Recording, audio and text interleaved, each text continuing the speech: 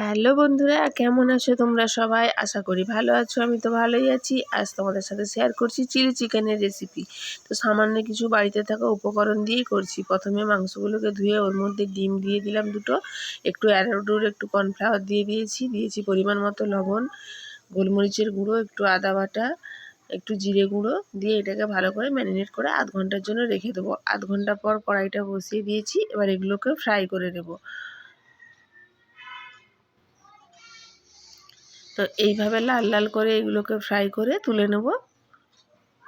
তো এইভাবে সবগুলো ভেজে নিয়ে তারপর তোমাদের দেখাচ্ছি। তো দেখো সবগুলো ভেজে নিয়েছি, তারপরে কড়াই বসিয়ে দিয়েছি। এবার এর মধ্যে তেল দিয়ে দিয়েছি, দেবো রসুনের কুচি,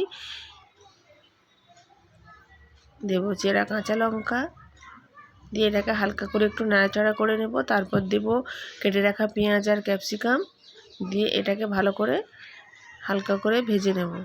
তারপর একটা বাটিতে টমেটো সস, সয়া সস আর চিলি সস নিয়ে নেব পরিমাণ মতো।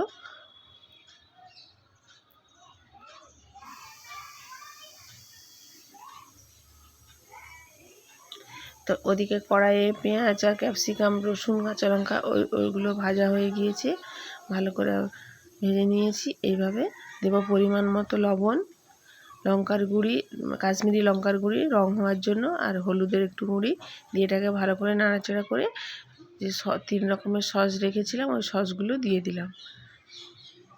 দিয়ে ভালো করে একটু নাড়াচাড়া করে নেবো। ক্যামেরাটা আমার হাতে ছিল তো তাই বারবার নড়ে যাচ্ছিল। তো এইভাবে ভালো করে নাড়িয়ে নেওয়ার পর উপর থেকে একটু চিনি দিয়ে দিলাম। তারপর ভেজে রাখা চিকেনগুলো দিয়ে ভালো করে নাড়াচাড়া করে নেব। দিয়ে পরিমাণ মতো জল দিয়ে দেবো।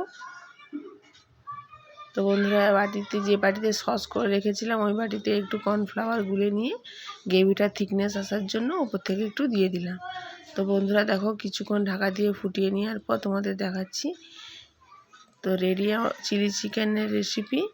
তো ভালো লাগলে সবাই লাইক কমেন্ট করে জানিও, সাবস্ক্রাইব করে দিও যারা নতুন দেখছো তারা। এইভাবে বাড়িতে সামান্য উপকরণ থাকলে তোমরা বানিয়ে খেও, খুবই ভালো লাগে খেতে। তো চলো আবার আসবো নেক্সট ভিডিও নিয়ে। আজকের মতো টাটা, বাই।